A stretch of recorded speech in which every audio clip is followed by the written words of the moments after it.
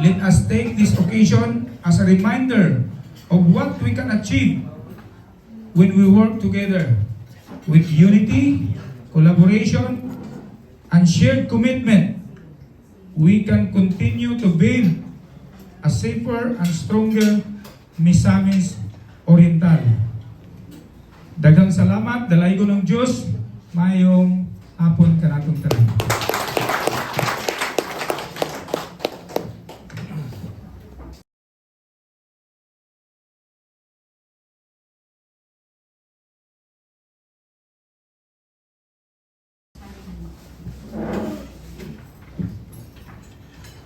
Thank you, sir. Following the welcome address is a message from our esteemed guest, Honorable Mayor Redentor S. Hardin. A round of applause.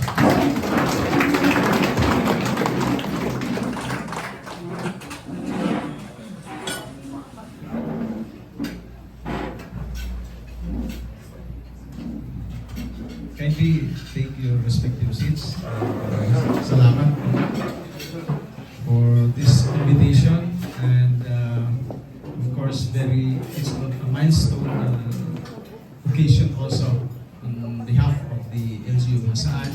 But before I proceed, I'd like to extend now my deepest gratitude, especially to the officers of our Bureau of Fire organization at the regional 10 level. We have here, we have the fire superintendent, senior superintendent Richard Arbutante, sir. Fire superintendent Christopher Rehencia, provincial marshal of Misamis Oriental, and kauban sa nato the presidential table, ang ato municipal marshal of Hasaan Fire Station, sa Sugan, and of course respective fire marshals of the 25 local government units, to include Himog City and El Salvador City, and the municipalities coming from as far as Lugait all the way up to Magsaysay. And they are all here in complete attendance and in their black, dark blue uniform. Okay, navy blue, midnight blue uniform. Of course, I am grateful and honored and privileged that you have chosen Hasaan to be the meeting place of your command conference of the fire marshals of the province of Misamis Oriental, and no less than Sovereign Hotel. You've chosen this to be our meeting place. I'm glad and happy to host you here, and secondly, this will also be an occasion for me to represent the LGU Hasaan to sign the donation papers of the 500 square meter lot in Barangay Sulana, which will be donated to the Bureau of Fire of the Philippines para matutunan sa isang modern two-story but actually with roof deck, so parang expandable na to a 3-story fire building. And not all municipalities were prioritized, so kaya double whammy niya akong pagpasalamat for being here. So secondly, Hasaan being the recipient of a new Bureau of Fire building. So as I've said, di na siguro pagor-pagor. Maybe it's possibly due to the fact that we have complied with all the documentary requirements, and no less than my expertise in soil investigation ay isa sa nire-require nito aside sa kaning pag-certify sa MGB na ang location is hazard free, kinahanglan ka na nga documentary requirements kay alang-alang kung naay linog, kung naay conflagration, so na conflagration ka ng grabe ka dako nga fire incident, di ba? Okay, ang last dapat nga matumba ang fire station, just like the community hospitals, no? Kinahanglan it must remain standing. So earthquake proof. So I should know that because my profession, I'm a civil engineer. But my expertise really is in testing the quality, no, suitability of the soil, no, underneath to support the structure you are building. So nakapabor ang Bureau of Fire of Hasaan. That is one of the requirements. I believe some of the marshals here in Balingasag and Hingog City called me up about inquiring about that requirement. Ang tawag naman na soil investigation, but a more technical term that is being used is geotechnical investigation. From the term geo, meaning soil. So hopefully that you know, baka next year, magpusot-pusot na ang mga constructions of mga kaning fire station buildings, because this is a project that is already long overdue. Diba? So with that, I am very much ready to sign the papers to fast track kasi tanda sa election ban which will come around March 2025. Doon nag-ayo ang election season, which will be in May of 2025. So usually meron yung election ban and infrastructure implementation of projects usually 45 days before election time and 45 days after. So kung dili na mabid before March, dito na ta mag-abot na sa July. So to all the fire marshals, nagkuban ka nato karon ng command conference, thank you very much for coming to Hasaan, and I hope you'll come back for more, no? Exciting. This you can visit our other tourist destinations, no, of Hasaan, because this is known also for being not only as an industrial town. It has several tourist destinations that we can offer, which you can visit, like the Sagpulong Falls, opposite the Makahalar Bay, somewhere there, to ang among marine sanctuary, we call it Agutayan White Island. And we have along the highway, now from San Antonio all the way to Barangay Aplaya, on the western side of the municipality. Daghan ta diya mga spring resorts, because Hasaan is known for its very much readily available water resource, spring resorts. So keep coming back for more if you want to rest and rather have a recreation dito sa aming lungsod, especially during the weekends.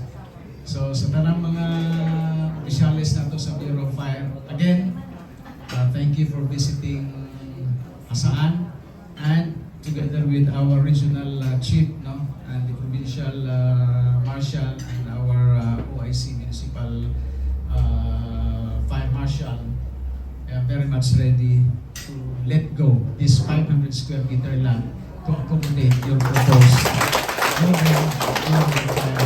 I am very much ready to receive that after the construction, which will come around possibly 5 months from now. Thank you very much. And good afternoon.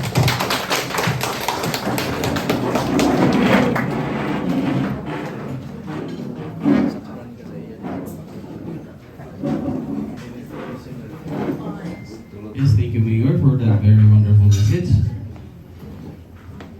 The next part of the program is another message to be given to us by none other than our Acting Regional Director for BFP 10, by Senior Superintendent Richard V. Arbotante. A round of applause, please. Please be seated. Ayaw punto sa tanan. Of course, ito ang mayor. Post na to, Honorable Redentor Martin. Mayor Hasaan. And of course, atong Provincial Fire Marshal, Provincial Director, Superintendent Christopher Hinsya. And kayo na Madrid, mag-link sa ato ang nari sa Hasaan, si Offer Antonino sa Lugsugan. Inform me na kailan lang pala ni 54, 2 years to go. But I encourage you na mag-apply ka ng lateral entry, baka pasok ka pa. Kaya focus pa lang siya, di ba? So why not, no? Okay. Kung sa tanan ng mga municipal fire marshals and city fire marshals na din, maayong udto sa inyong tanan. Arda, atong Assistant Regional Director for Administration. Akong basketball partner. And the rest of the regional office, staff and personnel. So balik ko, dako na natin nga pasalamat na execute na gyud or realize na gyud ang donation ni sa Hasaan. I understand na naana ni siya this similar na signing of deed of donation before, but unfortunately, if I'm correct, that was 2016. But unfortunately, dili mo guna mo control ang release sa funds. So wala siya na materialize. But this time around, I would like to inform the good mayor na it was included sa gitawag na tong EPA. EPA means early procurement activity. So, ang early procurement activity, it is a given signal considering that the project is na siya sa National Expenditure Program or NEP. So, ang early procurement program will be executed short of award. So, undergo gyapon siya despite na naay coming na tong election and succeeding election ban, but it will not hamper the bidding process because the ban will cover sa implementation. So the process of bidding will push through and then short of notice to award. So that is why it is very timely talaga yun na mapirma siya and then we will proceed. So here, this is a very welcome development. That is why, because the ABC, the approved budget for contract is 10 million. And among those 10 million, binago na namin yan, Mayor. Unlike before na ang pag-construct man god is building lang. Pagkatapos problema ko na asa makuha weddings, makuha furnitures, office furnitures and quartermaster, including sa kitchen, mga lutuan.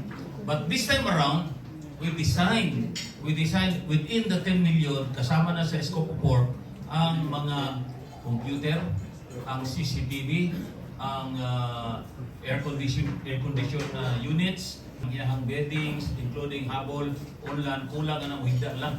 And then LPG tank, so name it, you have it. So that is the welcome development, and I am to say, modesty aside, isa ako sa nag-spearhead ng pag-approach sa paggamit sa 10 million. So we are very thankful na nababaan through allocation, approve yung EPA or early procurement activity, in particular sa Hasaan. So sa tanan na, magsabay-sabay ta, magpasalamat na kang Mayor. 1, 2, ready, go! Salamat!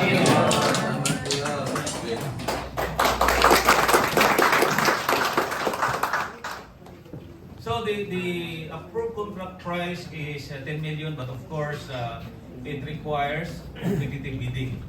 Lahat ng mga requirements will be posted sa PhilGIPS. So mga interested bidders will be looking into, and then there will be a bidding process that will be adopted. So ika nga ang implementation of kuha ako ng project is made the best man or woman win. So that is how we implement these projects. So ang location naman po is very thankful ta sa atong mayor na sa iyang expertise po na hatagan tag privilege na mapa-fast track ang na-qualify siya. Again, salamat sa mayor sa opportunity, and ay i-volunteer ko na ang mga bumbero diri sa tibuok Misamis Oriental. Labi na gyud ang asaan nga mo coordinate sila o mo help sa program diri sa LGU asaan. May punto.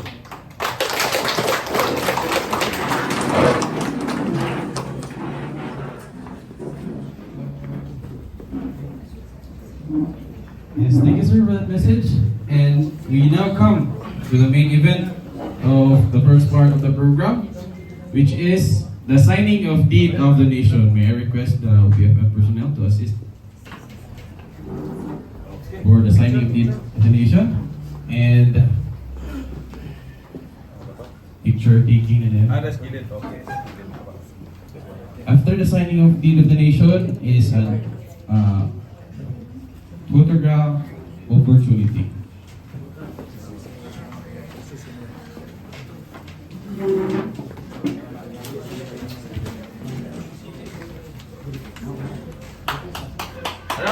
Please.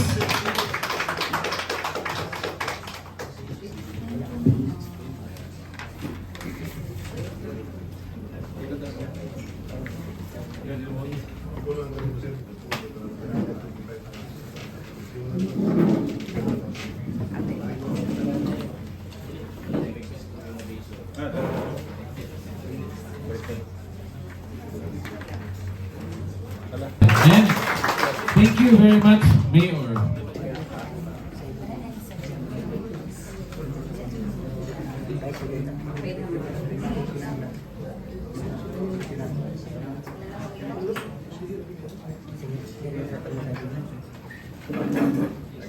Okay.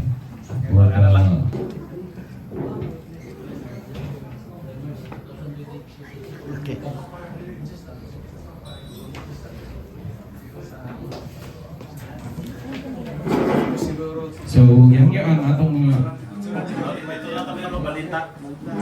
city and municipal fire marshals, company or good mayor para sa isang photo opportunity.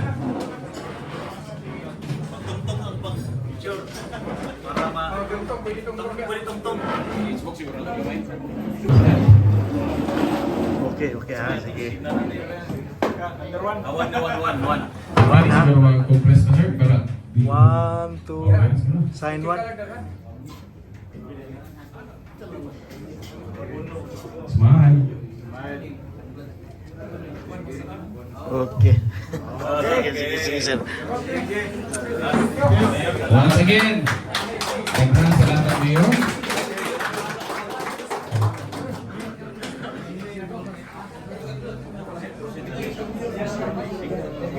Thank you very much, Mayor, for gracing this afternoon's activity. Thank you. A round of applause for our very good Mayor. Salamat kay Mayor.